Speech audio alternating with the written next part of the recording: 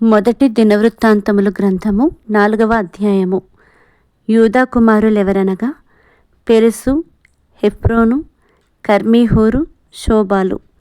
శోబాలు కుమారుడైన రేవాయ యహతును కనెను. యహతు అహూమైని లహదును కనెను. ఇవి సొరాతీయుల వంశములు. అబీయేతాము సంతతి వారెవరనగా ఎజ్రెయేలు, ఇష్మా, ఇద్బాషు. వీరి సహోదరి పేరు హజ్జెలెల్పోని.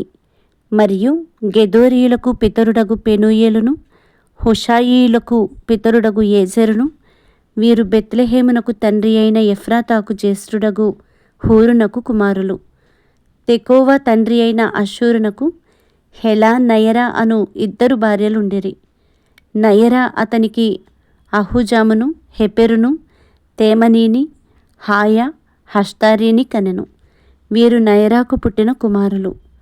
హెలా కుమారులెవరనగా జెరుతు, సోహరు, యత్నాను. కోజు, ఆనూబును, జోబేబాను. హారూము కుమారుడైన అహర్హేలు యొక్క వంశములను కనెను.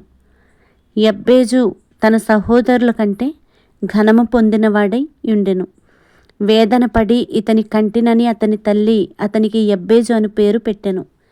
యబ్బేజు ఇశ్రాయేలీయుల దేవుని గూర్చి మొర్రపెట్టి, నీవు నన్ను నిశ్చయముగా ఆశీర్వదించి నా సరిహద్దును విశాలపరచి నీ చెయ్యి నాకు తోడుగా ఉండ దయచేసి నాకు కీడు రాకుండా దానిలో నుండి నన్ను తప్పించుము అని ప్రార్థింపగా దేవుడు అతని మనవి చేసిన దానిని అతనికి దయచేసెను. షూవహు సహోదరుడైన కెలూబు ఎస్తోనునకు తండ్రి అయిన మెహీరును కనెను. ఎస్తోను బేత్రాఫాను, పాసెయను, ఈర్నాహాషునకు తండ్రి అయిన తెహిన్నాను కనెను. వీరు రేకావారు. కనజు కుమారులు ఒత్నీయేలు, శెరాయ. ఒత్నీయేలు కుమారులలో హతతు అను ఒకడుండెను. మెయానొతై ఒఫ్రాను కనెను. శెరాయ పనివారి లోయలో నివసించు వారికి తండ్రి అయిన యోవాబును కనెను. ఆ లోయలోని వారు పనివారయుండిరి.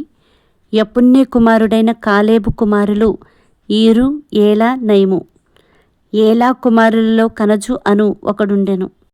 యహల్లెలేలు కుమారులు జీపు, జీఫా, తీర్యా, అషర్యేలు. ఎజ్రా కుమారులు ఎటెరు, మెరెదు, ఏఫెరు, యాలోను. మెరెదు భార్య మిర్యామును, షమ్మయిని. ఎస్టెమోను వారికి పెద్దయైన ఇష్బాహును కనెను. అతని భార్య అయిన యెహూదియా గెదోరునకు ప్రధాని అయిన ఎరుదును, షోకోకు ప్రధాని అయిన హెబెరును, జానోహకు ప్రధాని అయిన యెకూతీయేలును కనెను. మెరెదు వివాహము చేసుకునిన ఫరో కుమార్తె అయిన బిత్యాకు పుట్టిన కుమారులు వీరే. మరియు నహము సహోదరి అయిన హూదీయ భార్య యొక్క కుమారులెవరనగా గర్మీయుడైన కెయిలా, మైకాతీయుడైన ఎస్టెమో. షీమోను కుమారులు అమ్నోను, రిన్నా, బెన్హానాను, తీలోను. ఇషీ కుమారులు జోహేతు, బెన్జోహేతు. యూదా కుమారుడైన షేలహు కుమారులెవరనగా లేకాకు ప్రధాని అయిన ఏరు, మారేషాకు ప్రధాని అయిన లద్దాయు. సన్నపు వస్త్రములు నేయు అష్బేయ ఇంటి వంశకులకును, యోకీమీయులకును, కోజే బాయీయులకును, యోవాషు వారికిని, మోయబులో ప్రభుత్వము నొందిన సారాపీయులకును, యాషు, బిలెహేము వారికిని అతడు పితరుడు. ఇవి పూర్వకాలపు సంగతులే. వారు కుమ్మరివాండ్లై నెతాయిమునందును, గెదేరానందును కాపురముండిరి. రాజు నియమము చేత అతని పని విచారించుటకై అచ్చట కాపురముండిరి. షిమ్యోను కుమారులు నెమూయేలు, యామీను, యారీబు, జెరహు, షావూలు. షావూలునకు షల్లూము కుమారుడు. షల్లూమునకు మిబ్సాము కుమారుడు. మిబ్సామునకు మిష్మా కుమారుడు. మిష్మా కుమారులలో ఒకడు హమ్మూయేలు. హమ్మూయేలునకు జక్కూరు కుమారుడు. జక్కూరునకు షిమీ కుమారుడు.